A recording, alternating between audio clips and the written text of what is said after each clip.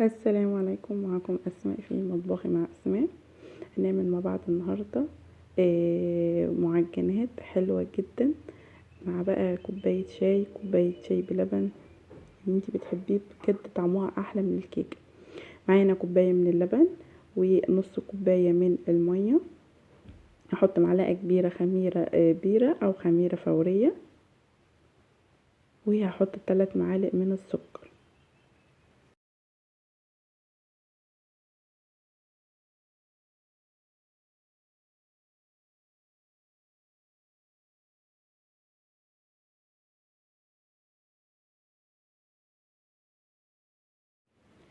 هقلب بقى السكر مع الخميرة واللبن، وهسيبهم لمدة 10 دقايق عشان الخميرة تختمر معايا. هنا بقى بعد 10 دقايق الخميرة عملت معايا وش اهو زي ما انتم شايفين كده.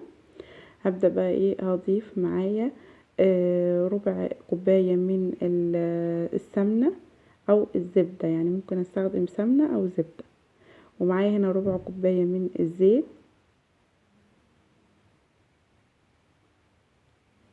ومعايا بضاية،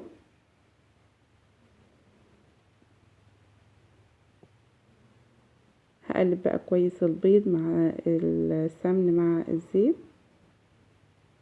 لحد لما يندمجوا مع بعض كده. هبدأ بقى هندخل هنا، حطيت الدقيق وحطيت رشة ملح صغيرة، وحطيت معلقة صغيرة من النشا. حطيت معلقة نشا، وحطيت نص كيلو دقيق، مستخدمة نص كيلو دقيق 500 جرام من الدقيق.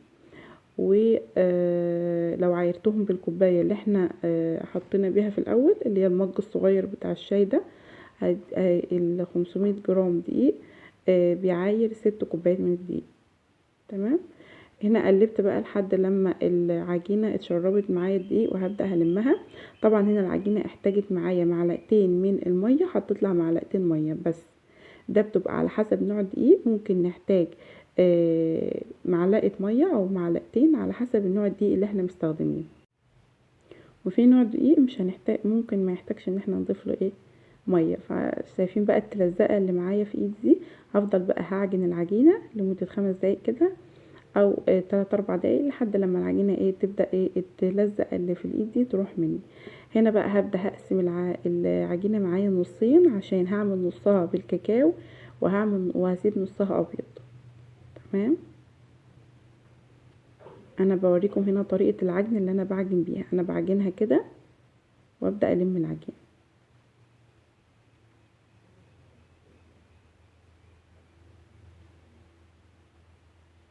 هقسم بقى العجينه نصين معايا، وهبدأ ان انا هحط في نص النص التاني اللي انا هعجنه بالكاكاو، احط 4 معالق كبار من الكاكاو، عليهم 4 معالق من الزيت، و4 معالق من المية.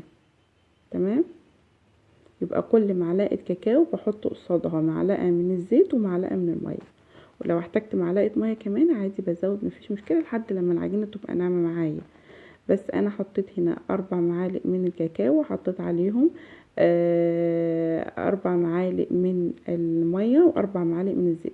انا الاول حطيت معلقتين زيت وعليهم معلقتين كاكاو، وعشان ما يبقاش كتير معايا، وعليهم معلقتين مية، وعجنت الكاكاو مع في العجينة. وبعد كده قررت تاني ان انا حطيت معلقتين كاكاو، وحطيت معلقتين مية ومعلقتين زيت، وعجنت مرة تانية. يعني حطيتهم على مرتين، ما حطيتهمش على مرة واحدة زي ما هتشوفوا معايا دلوقتي.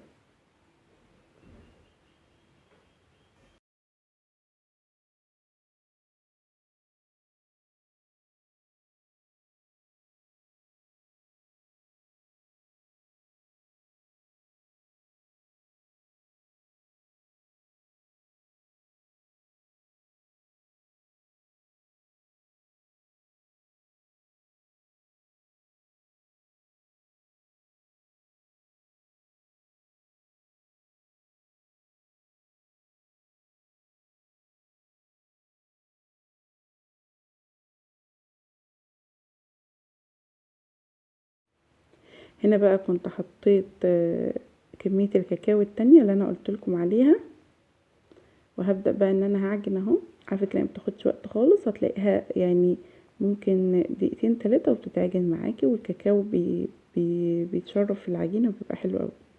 هنا خلاص بقى اهي بقت العجينة جاهزة معايا اهي، كلها خلاص اخدت لون الكاكاو اللي انا عايزاه، بقى لونها بني. هبدأ بقى هسيب العجينة تختمر لمدة ساعة او ساعة ونص، ونبدأ نشتغل فيها. انا هغطي بقى العجينة لمدة كده ايه ساعة او ساعة ونص. وهنا بقى بعد ما عدى ساعة كده هطلع الهواء اللي دخل في العجينة زي ما انتم شايفين كده معايا. لان انا سر نجاح اي معجنات هو ان انا اخلي العجينة تختمر اكتر من مرة، على الاقل 3 أو 4 مرات. يعني اول مرة بسيبها تختمر، بعد كده لو هقطعها كور اسيبها تختمر ربع ساعة كمان، وابدأ اشتغل فيها اسيبها تختمر برضو مرة كمان. فاقل حاجة ان انا اسيبها تختمر على 3 مرات، فده بيدي نجاح للعجينة معايا، وبيخلي العجينة هشة معاكي وحلوة قوي. وفي نفس الوقت بينجح المعجنات معاكي. وان اهم حاجه ان انا بفضي بعد ما بتختمر معايا اول مره، بفضي الهواء اللي فيها وابدا ان انا اشتغل فيها.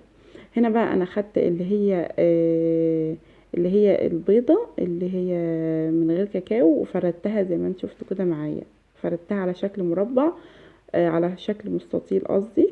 وهبدا بقى ان انا فردت برضو اللي هي بالكاكاو، وحطيت الاتنين على بعض زي ما انتوا شايفين كده معايا.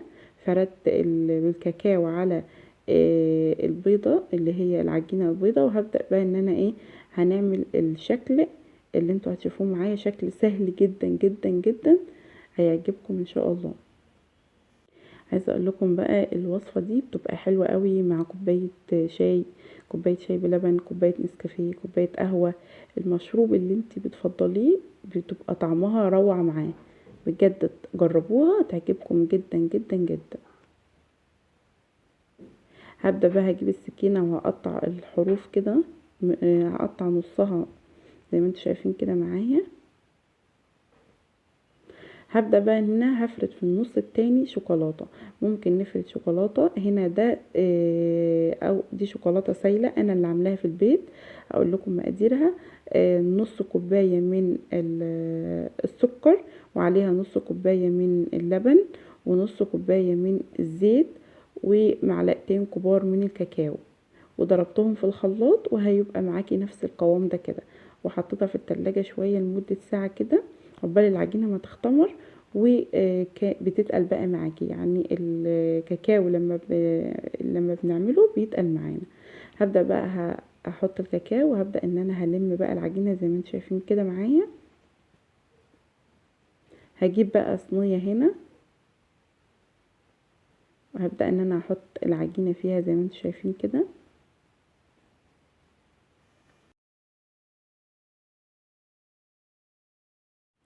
هنا بقى انا جبت كوبايه وحطيتها في النص عشان لما العجينه تختمر معايا ما تلمش على بعضها.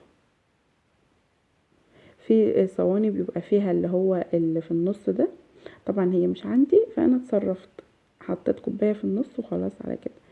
هنا هبدا بقى ان انا هلف كده، هسيب واحده زي ما هي، وهلف التانية هجيبها على الشكل بتاع الكاكاو. يعني هسيب واحدة سليمة وهلف الشكل التاني، وهكذا لحد لما اخلصها كلها عشان تديني الشكل اللي انتوا شفتوه معايا كده في البداية. يعني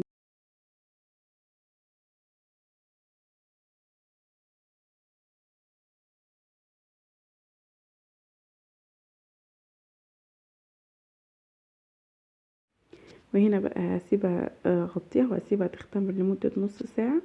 وهنا بقى بعد نص ساعة جبت بيضة مع معلقتين من اللبن، وهبدأ ان انا هدهن الوش بيهم. وهنا شلت الكوباية اللي انا كنت حطاها بعد ما اختمرت.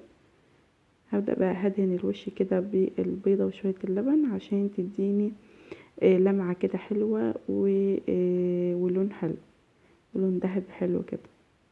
طبعا انا بدخلها الفرن على الرف اللي في النص على السلك، وشغلت درجة الحرارة على 180، وشغلت المروحة.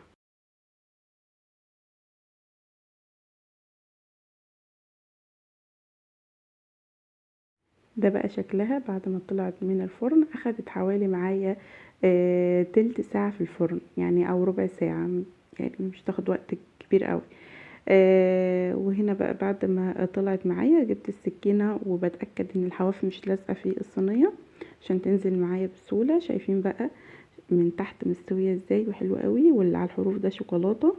شوكولاتة بتبقى الشوكولاتة السايلة اللي احنا حطيناها بتطلع كده ساعات من على الجناب وتدي بقى الشكل ده. شايفين بقى شكلها عامل ازاي؟ بجد يا جماعة طعمها تحفة تحفة واحلى من الكيكة. يعني جنب كوباية لبن، جنب كوباية شاي كده احلى من الكيكة. يعني طعمها مع الشاي والمشروب المفضل عندك هتلاقيه طعمها احلى من الكيكة بكتير جدا. هنا بقى قطعت لكم قطع عشان اوريكم شكلها من جوه عامل ازاي. شايفين عامله ازاي؟ والشوكولاته بقى نازله منها كده، طعمها روعه روعه روعه. جربوها ان شاء الله هتعجبكم. يا ريت بقى لو اول مره تشوفي الفيديو متنسيش تعملي اشتراك في القناه وتفعلي الجرس بالكل عشان يوصلك كل فيديو، واللايك الحلو بتاعكم. واشوفكم في فيديو جديد في مطبخي مع اسماء.